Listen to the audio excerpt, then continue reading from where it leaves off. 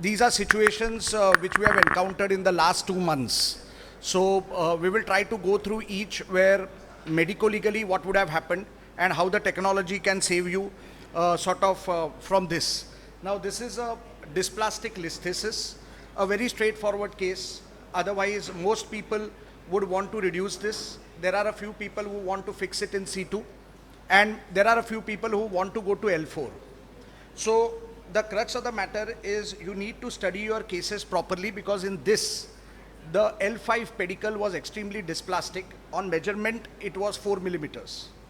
So if you are into a minimally invasive system, the minimum screw you have, I think in Medtronics is 4.5, otherwise it is 5.5. So you are always taking a risk trying to cannulate these dysplastic pedicles, and most of the times it will be outside in. So you have to be a hero. Either you be a hero or you be safe and try to go to L4. Now this was a very sort of an active sort of a farmer. So ideally the surgeon should have gone to L4 and given him a stable spine. So this was his X-ray and MRI. So these were the measurements of his pedicle, and we had to use sort of navigation and lot of technology with a 3D C-arm to cannulate these dysplastic pedicles from outside in. So when you are trying to do this, you have to realize that the hold of the pedicle is not perfect. It is a semi-perfect screw. So when you are trying to pull on these screws, most of the time these screws may back out. And then you should always have a fallback option. Explain to the patient that you may need to take in L4 in your construct if the L5 fails. So this option has to be presented to the patient before the surgery, and you have to have the correct technology in place to put this. Otherwise, you will be in a lot of trouble. So in this particular case, the surgeon could execute a monosegmental, which ideally should have been L4 to S1. So this is how the technology can help you. Now this is a CA prostate with multiple metastasis, and a percutaneous fixation stabilization was being done with a sort of targeted decompression at the affected level. So when the screws were put, one of the fellows pointed out, sir, ye screw ज़्यादा medial लगता है. Now in a paraplegia, you don't have neuromonitoring. So you are in a situation where really you can't do anything, but you just remove the screw and forget it. So that's the safest option. If you're in doubt, remove the screw and put something else. If you have the correct technology, again, you can find out intraoperatively that the screw has cut out medially, and you can save yourself by getting that screw out of your construct and save the situation. So this was a fracture spine, a 36-year-old lady who was traveling in a rickshaw and a pillar fell down on her. So she had wounds on the spine, extensive muscle, internal degloving, and she had a fracture dislocation, but the neurology was intact. Now, this is a very terrible situation to be in, because you have to tell the patient, look, abhi tak nature ne aapko save kiya, now we'll paralyze you. So that's the kind of consent that you will have to take for this patient, and you have to be extremely careful when you are reducing. So with a proper neuromonitoring in place, you have to attempt these kinds of reductions and try to get the bone black. Now reduction screws help. Now whether it is an open reduction system or a long reduction screw as in a percutaneous system, you are slowly reducing the vertebra back into place with a constant neuromonitoring going on. So you know where to stop, you know how much to release, and you have to keep looking at the tenting of your roots and the cords under a good high resolution microscope.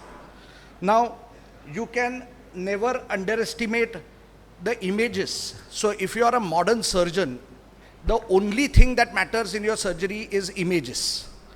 So if you have a C-arm which shows you these images, you be very careful of doing a percutaneous screw and a minimally invasive surgery. You have to have the proper images in place, which will give you that much advantage where you can execute this. Now most of the C-arm companies have sort of upgraded to flat panels. So they are giving you better images because they know that the previous generations were not giving you enough images, unsafe from the medico-legal point of view. Now, use of navigations. You have excellent surgeons. You have Vishal and you have Ayush. In our center, we have Amandeep, who has adopted navigation. So navigation is an excellent form of a virtual guidance of the screw, where you are very, very precise in putting your screw in difficult situations. And if you are trained with that technology, please make use of that technology, because it will not only guide you in putting it, it will also tell you what has gone wrong.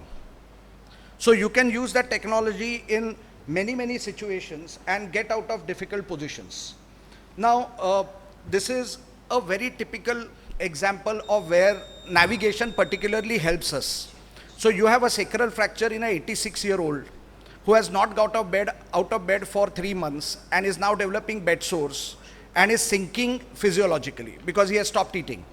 And all this is only because of the pain coming from the sacral fracture. So you can use, because doing this with a standard C-arm is practically not possible, and you will land up with a lot of complications.